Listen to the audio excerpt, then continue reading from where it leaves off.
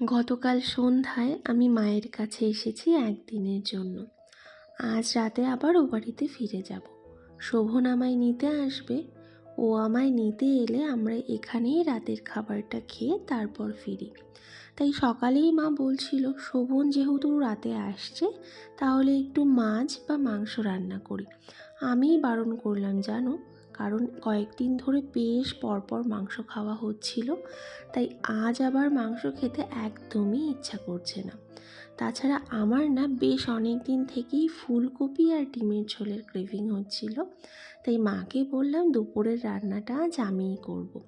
আমি না রান্না করতে ভীষণ ভালোবাসি, তবে রেগুলার বেসিসে একদমই রান্না করা হয় না আমার, কিন্তু যখনই শখের বশে কিছু রান্না করি ভীষণ ভালোবেসে আর যত্নের সাথেই করি। তাই জন্যই হয়তো খেতেও মোটামুটি ভালোই হয়।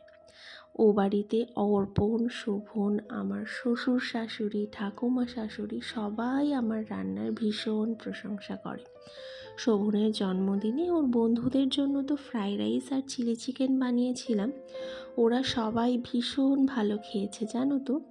যাদের জন্য রান্না করি যখন দেখি তারা সবাই তৃপ্তি করে খায়, আমার মন থেকে ভীষণ আনন্দ হয়। দেখেছো, তোমাদের সঙ্গে গল্প করতে করতে আমার রান্না অলমোস্ট কমপ্লিট হয়ে গেছে। রাত্রেকে আজ রান্না করতে বারণ করেছিলাম। যাই, ওকে তরকারিটা দিয়ে আসি, তারপর স্নান সেরে আমিও খেয়ে নিলাম। আজ তাহলে এই পর্যন্তই, দেখা হচ্ছে আবার কাল।